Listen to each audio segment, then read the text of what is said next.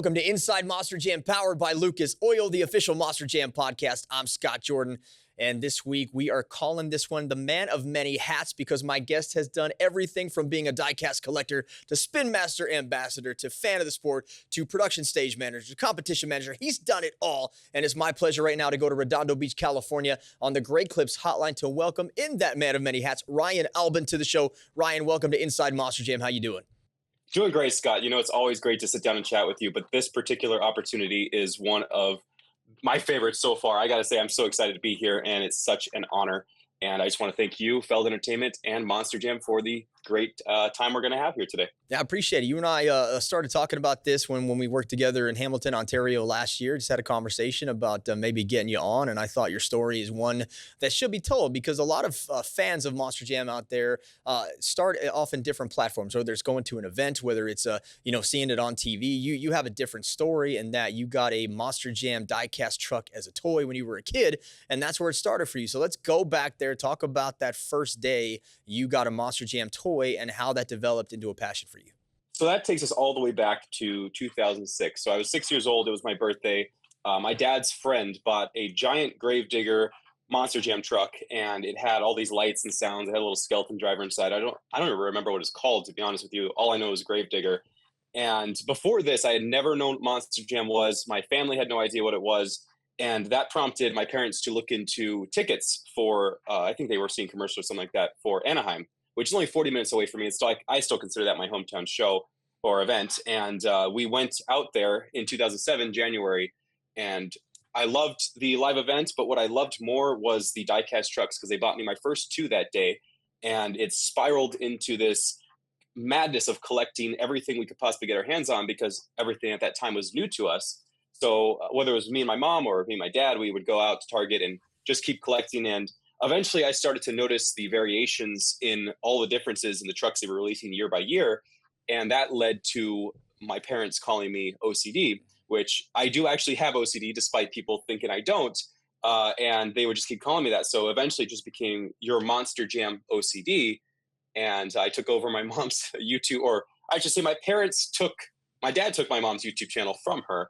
And we hid the home videos and renamed the channel Monster Jam OCD. And eventually down the line, which we'll get to, I took it over and it became what it is today. But my love for this sport started, I think that's over 15 years ago now or something like that. Crazy to think it's been this much of my life, but it started a long time ago and it continues on to this day and hopefully long into the future. So were you the kid that didn't take the trucks out of the package? Did you keep them wrapped up there for collectors' purposes, or did you take them out to play with them?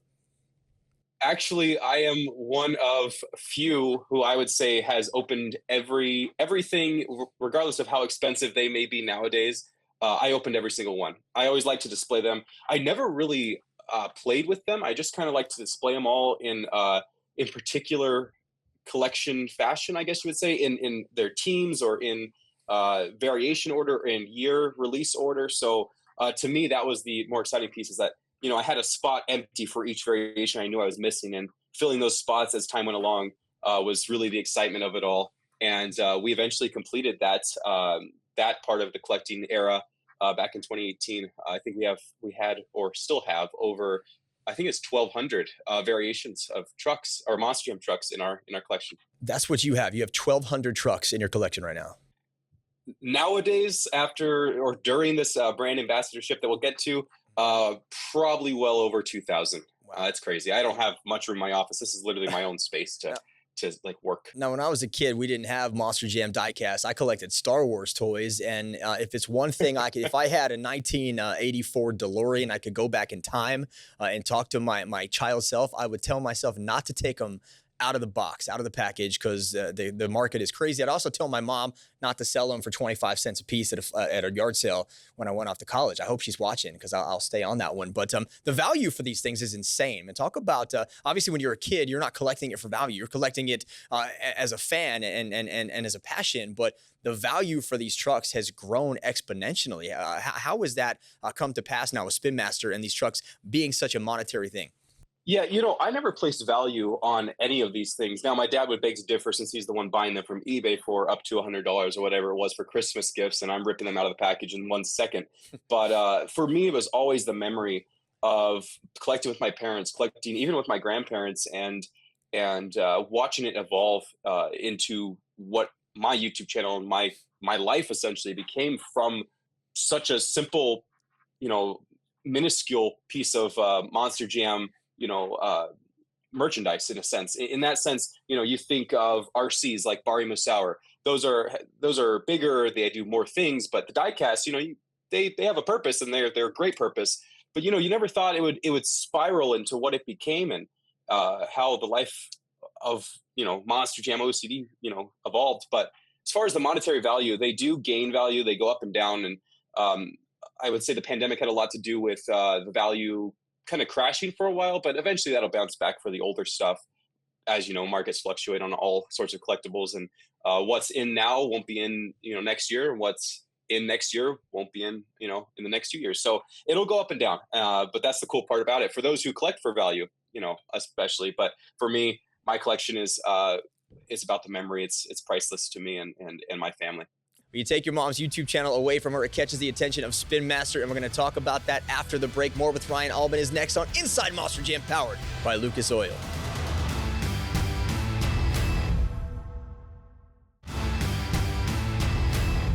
Welcome back to Inside Monster Jam, powered by Lucas Oil. I'm Scott Jordan. This week, I'm joined on the Great Clips Hotline by Monster Jam production stage manager and Spin Master ambassador Ryan Albin.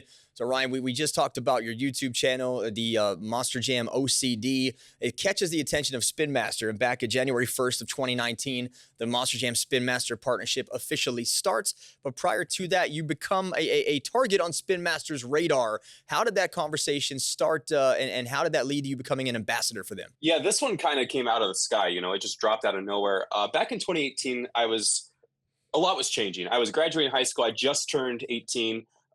Honestly, I was getting ready to retire from doing what I did on my YouTube channel, which, you know, I think for most people, retirement is not said in that kind of fashion. But for me, it was kind of, you know, I'm moving forward from what I was doing. And then I get a direct message on Instagram a couple days after my birthday from Spin Master themselves, which kind of shocked me because I had no idea what they were going to say. So I opened it up, and it was actually an opportunity to potentially interview for the brand influencer spot, since they saw that I have a YouTube channel and it had a lot of traction with the community and fans. We talked on email, and then we actually set something up, and I met the team.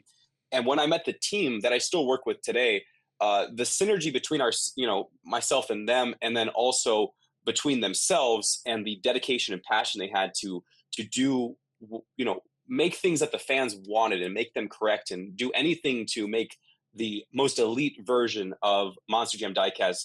That's what kind of it gravitated me towards them. And ever since then, I haven't left their side, and we still work together as much as I try now on the road to make sure that each year something exciting comes out for at least the dedicated collector base fans, and their suggestions get heard. We have a PowerPoint that I update every year that's literally 500 slides long of trucks from the past and the future ideas and stuff. So we work as closely as possible. But over the last 6 years, which is crazy to think it's gone that fast, 6 years, I have learned a lot. So I would just want to thank Spin Master from the bottom of my heart for all the opportunities that we've done.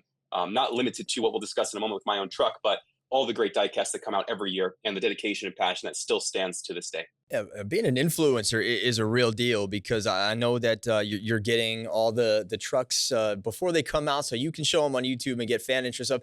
You got on my radar because my kids love the Monster Jam minis, and we stumbled on your YouTube channel with the Monster Jam minis and the unboxing, and it worked, man, because that day after my 8-year-old watched your videos, we went to Target and bought every one we could find. So thank you for costing me some money that day, because it's a real deal. So let's talk about your role as an ambassador. So besides, you know, being out there with fan engagement, getting them interested and previewing the trucks, what does that entail? And I know that you're busy with Monster Jam these days as well, but what do you do specifically for Spin Master now? What's the day-to-day operations for you?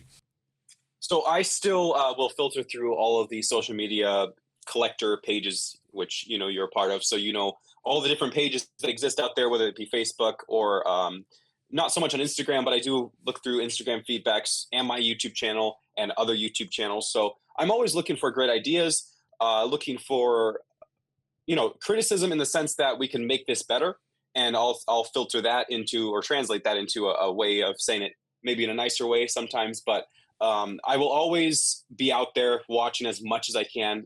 Oftentimes when I'm traveling now for Monster Jam, screenshotting, writing them down, even uploading to our PowerPoint. So I still do that for them. Not so in the capacity that I was doing in the earlier years. That was kind of my dedicated role.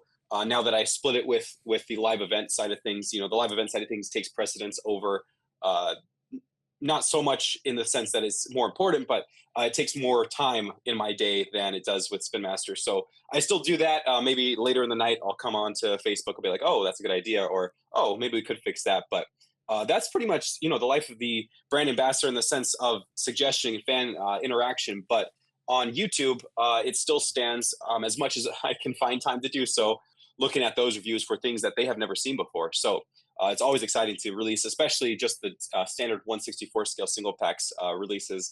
Those are always my favorite because sometimes I won't ever reveal what the full case is until I post on YouTube. So people are always looking at the thumbnails and like taking screenshots and stuff, and tagging me when my videos premiere on YouTube. So it's pretty cool. But we do actually have nowadays two brand ambassadors, myself and Drillian Ez on Instagram. And we kind of split the duty up in a sense. So it takes a little bit less of my time and also takes a little bit less of their time, but we still cover the base of what we're supposed to be doing for, or what we're hired to do by Spin Master. I know fan engagement is very important. You're always getting tagged on the Facebook page. Every time there's a Spin Master question, it's tag Ryan Albin. I know you take fan suggestions seriously. I have a suggestion for you. How about an announcer themed Spin Master diecast? A Scott Jordan Spin Master diecast, one of a kind. Let's make it happen. I'm relying on you. Tag Ryan Albin. More with Ryan coming up next on Inside Monster Jam, powered by Lucas Oil.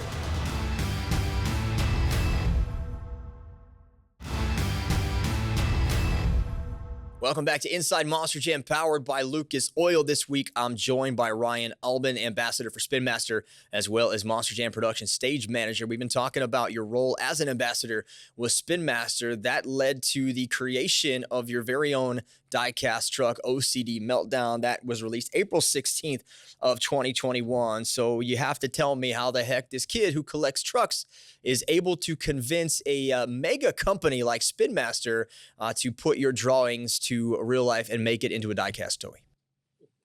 You know what? It actually had nothing to do with me at all. All right, interesting. I'm being very honest. I had nothing to do, and I'm being honest here. I had nothing to do with it.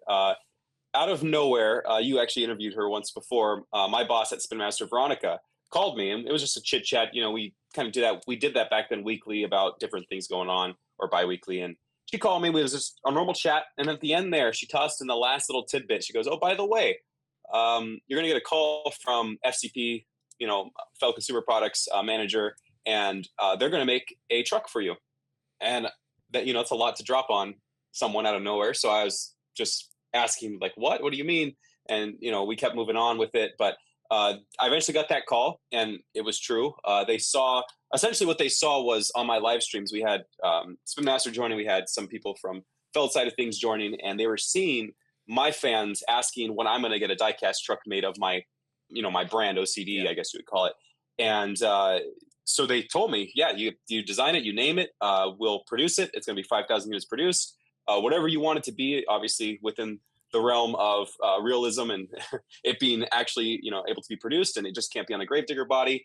And that was it. And so I came up with, a couple things on my own, but what I really wanted was something that had never been done before. So I went to my friend Taylor Andes, Jam Customs official, who I've actually done an interview with in Glendale, Arizona, about his, process of designing and stuff. And I told him I need something new. OCD Meltdown, the name has been around for a while. It's something me and my dad created in the garage, and I was used to make custom diecast trucks myself. So we wanted that to be the name. So I wanted to be friendly, but also, something that catches the eye, but also just all ages would enjoy. So Taylor came back to me with a slime concept with the slime monsters in a city that's been taken over by this, I guess you would call it radioactive goo. And his drawings were insane. And I was just super excited because it was on the SUV body, which has a lot of surface area to print and kind of have a huge design footprint. And he gave me some packaging layouts, and I sent those over to FCP's design team and the creative services team at Feld Entertainment. And they came back with Taylor's artwork, but in this, the Monster Jam style, I call it, and it went on from there. So we went back and forth with design cues. I really wanted glow in the dark to be part of this truck since it was green slime. I love glow in the dark stuff, and I really wanted the tires to glow in the dark. And we went back and forth on whether we could do that, and we had to do a couple of changes. But in the end, the package is a nighttime theme with this glowing goo, and the truck itself at nighttime glows. Its tires glow in the dark with green, and I love that we got the BKT printed in black because at nighttime you'll see the BKTs glowing and you see the logo. So we got the sponsorships covered. We got the design cues covered. It has my name on there. They created this cool fan inspired seal with my name, and I guess you would say the rest is history since that truck is now sold out since 2021. Yeah. And I went on the road going into Anaheim, doing many interviews. Orlando is where I debuted it with famed Monster Jam host Kay Young, who is one of my best friends, and we had a great time. And it's just been an experience that it will be something I never forget, and it's still unbelievable when I tell the story over and over again that it even happened. But that's the story of OCD Meltdown in a nutshell, I would say. Yeah, I was there in Orlando, and I saw you. I was like, "Who was the kid in the green shirt and the khaki pants?" And we're gonna throw a shot of that up here because you said that's just it's just we're gonna let everybody see you in your glory there. Green shirt, khaki pants. It's show blacks from now on, and management apparel. All right, so that becomes the first fan created truck in Monster Jam Spin Master history. So a really cool thing for you to go from collecting diecast trucks to having your own. You didn't stop there. You had a dream. Your dream of working for Monster Jam starts to come to fruition. You become a competition manager. Let's talk about that and your role as a competition manager. Where did that start for you? I know you wanted to work for Phil when I talked to you the first time. I know that was in the cards for you. You get the opportunity, you ran with it. Talk about that a little bit.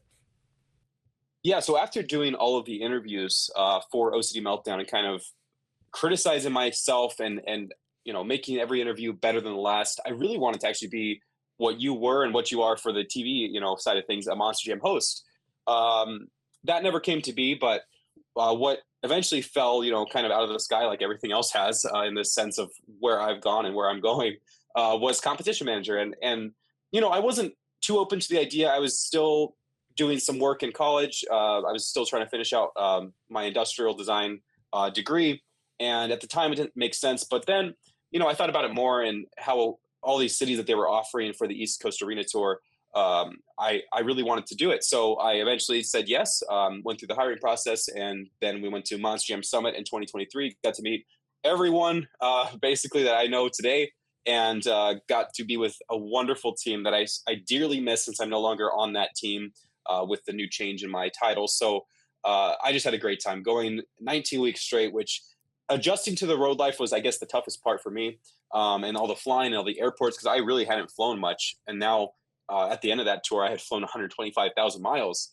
So I've become an airport professional and all that. So just a great time. Competition manager, it's a role that many people don't know exists, but they are in charge of feeding the host stats. They're in charge of running the judgeszone.com scoring process, which is actually more simple than you think it is, and then translating that onto the big screen for the official scores that are saved for posterity and go onto the website and eventually account for an Arena Series championship, of course, given by the fans, but they are transferred from the fans to the competition manager to the official documentation sourcing. So really cool role. Great stepping stone for anyone that wants to join the Monster Jam team, part of the audiovisual team there, competition manager. And the competition manager is a live events host best friend because you're in charge of keeping track of all the scores and the stats and feeding that information to us, a big role there. And I wanted to tell your story here. I wanted to have you on because a lot of fans, some fans want to be drivers, and you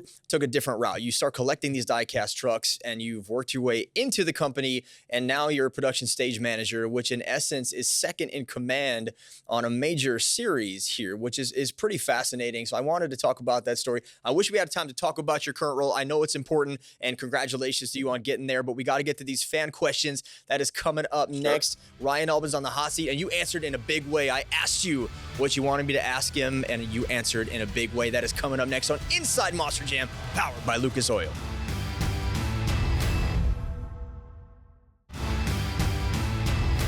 We are back with more Inside Monster Jam powered by Lucas Oil. This week, I am joined on the Great Clips hotline by Ryan Albin, Spin Master Ambassador, Monster Jam Production Stage Manager. We've talked about your career from a diecast collector now to the production stage manager role, so a heavy jump for you there. And now we're going to get to fan questions. Be a part of the conversation. Follow me on Instagram at ScottJordanMJSX. Let's kick it off with a friend of the show, Phil Vishananza. Wants to say, he actually has a statement here, then a question. I would like to hear the process of an influencer. How much does their opinion really dictate what Spin Master does? Also, how much does community input, such as Facebook groups, affect these decisions? That is a brilliant question, Phil. Thank you, Ryan. The floor is yours. Only Phil would ask such a deep question. I would say in the quickest sense, because I really want to get to as many as I can, what you guys suggest definitely gets up the chain. Whether it gets all the way to production or not, that's, it depends on the circumstances, but a lot of what has been suggested by whether it be you guys or myself has made it, is in the pipeline, and is probably currently being produced. So you guys have a huge impact. We have a lot of Monster Jam and Spin Master employees in that specific group, even though you may never see them. They're watching, they're asking me, they're screenshotting stuff and asking me if it's a good idea. So it impacts a lot as far as the collector oriented side of things go. So if the fans want to see an Inside Monster Jam diecast, tag Ryan Albin on Facebook and we'll see what happens there. Xander DP. Second plug. Yes, Xander DP is asking, will we ever see a truck design contest for fans for Spin Master? That's a good question. That's fan engagement there. Will fans ever get an opportunity to try and put something together? I can't speak for that, as the role I'm in, but I would love the idea, to be brought to fruition. I think the fan inspired line had a huge potential. Obviously, we're not currently running that line at the moment, but I think there's so many great designs out there, so many great fans and stories, and the ones that you just haven't uncovered yet that could lead to kind of similar to what I've done. So I would love the idea. That's just high above my pay grade there. All right. Well, Ryan, pleasure talking with you. If you want to see Ryan, get your tickets at monsterdam.com. Go to Arena Championship Series West. You can get the Spin Master diecast at the merchandise stand. And maybe you see Ryan in his busy duties as a PSM. He'll sign one of those for you. Best of luck, man. Great seeing you. And I look forward to catching up with you down the road. Awesome, Scott. Thank you so much for the opportunity. And as for you, I will see you right here next week with another brand new Inside Monster Jam powered by Lucas Oil.